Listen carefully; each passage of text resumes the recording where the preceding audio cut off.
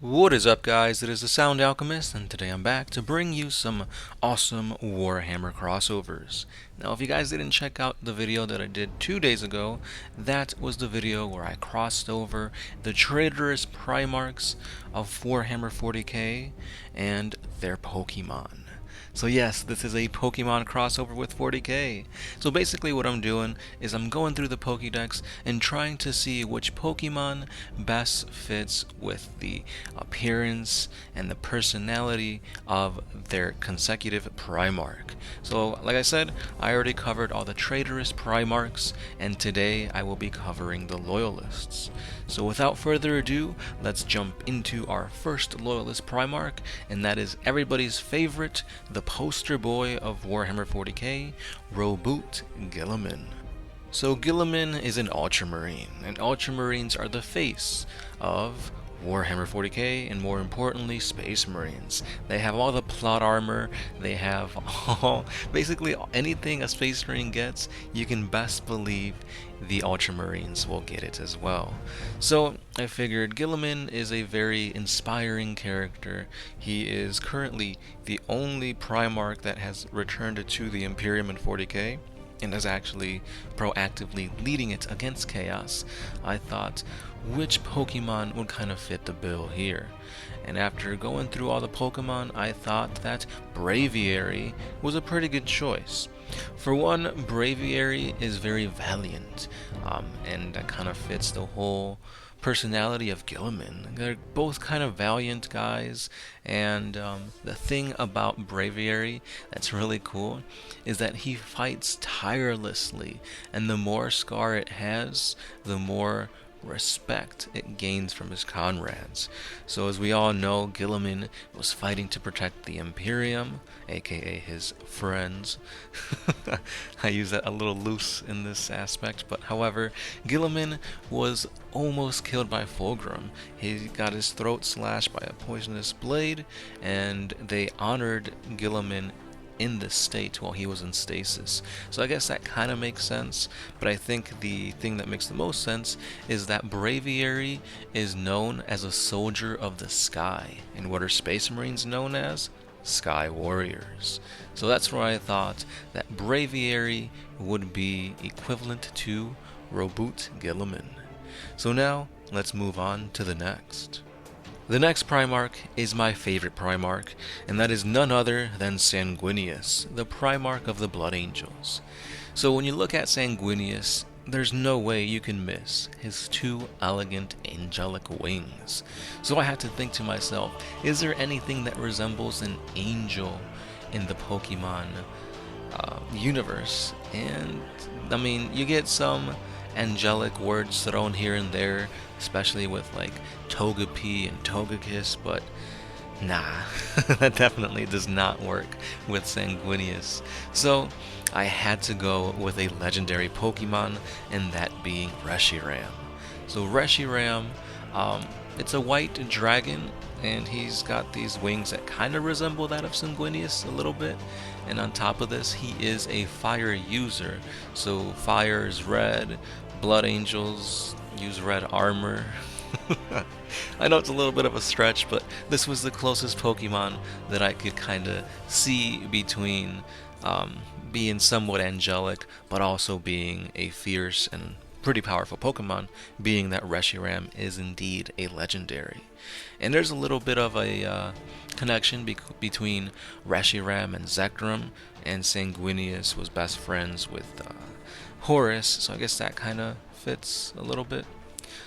But anyway, let's continue on to one that really makes sense, and this one is Vulcan. Vulcan, the Primarch of the Salamanders, the Perpetual, the Giant, the awesome Primarch. He's really awesome. If you read his lore, it's just A1. But anyway, he lives on his homeworld is a planet that has volcanic activity, and there are giant salamanders. So, what is a very salamander-like Pokemon that has to do with fire and lava and volcanoes? You guessed it, Charizard. Charizard is very, very good for this Vulcan Primarch because he's not a dragon. So that kind of goes to the other aspect of Salamander, perhaps. So they kind of fit the bill there. He's a fire type. Vulcan's all about like flamers and meltas and stuff like that. And they're both pretty good fighters. So especially with Ash's Charizard, which is like beating people left and right, and he's so strong that sometimes he ignores Ash. And that ignorance kind of stems with the way that the Salamanders view humanity. They're all about saving humans and the Promethean cult, so I think these two are a pretty good fit. The next Primarch we will talk about is Corvus Corax, the Raven, the Primarch of the Raven Guard. And the Pokemon that I'm going to go with him is one that is brand spanking new. I believe it was only revealed about a month ago or so. And this is a Pokemon that will appear in Pokemon Sword and Shield, and it is Corviknight, the Raven Pokemon. This one is a perfect fit because even though we know very little about this actual Pokemon and what it can do and all that, it's a Raven, which is exactly what represents the Raven Guard's Primarch, Corvus Corax, especially with the whole like quote the Raven and nevermore and all that Shakespearean stuff that's kind of been thrown into the lore. And on top of this, it's a Raven that's a knight, and he's clad with armor. So this works really, really well. Unfortunately, I couldn't talk a little bit too much more about what Corviknight does or what he is, because we don't have that information yet. So anyway, this is a really good Pokemon to represent Corvus, and if you think of anything better, let me know, but I don't think you can top this one. Next up, we have Liono Johnson, the Primarch of the Dark Angels. And when it comes to Al Johnson, his homeworld has these massive lions that the knights would go in and hunt. So, of course, I had to go with a lion-type Pokemon. One of the ones that I was almost about to pick was this fire lion, Pyroar, but the more I looked at it, the less I thought it fit in with Liono Johnson, so I had to go with an even stronger lion type Pokemon, and that is the legendary Pokemon Solgaleo. The Dark Angels were the first Space Marine chapter that was, I guess, created, and they were the ones to take out the Thunder Warriors, and they were doing a lot in the Soul system. So that's kind of why I went with Solgaleo. He is a very powerful Pokemon. He gets his power, well, he's based around the Sun, Soul, and then Leo, Lion.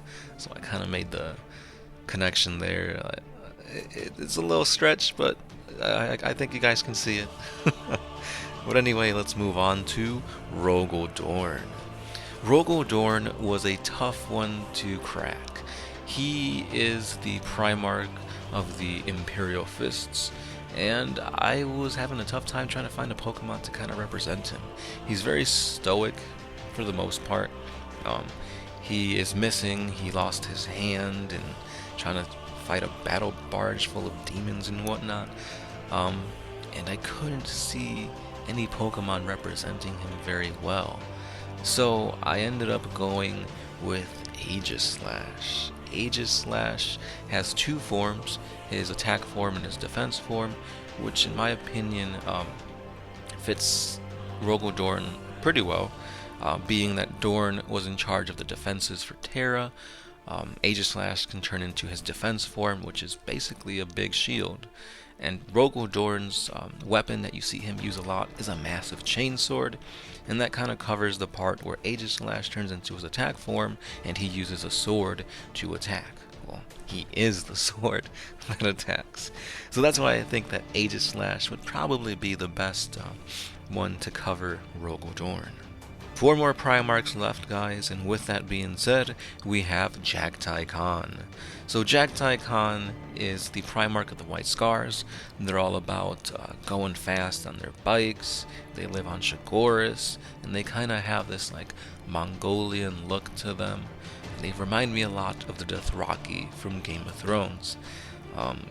So I was about to choose like some horse type Pokemon, such as maybe Rapidash. However, I went with more of an appearance look to them, and that is why I chose Cricketoon. Cricketoon is a bug, so I guess you see a lot of bugs on the plains where these guys would fight on.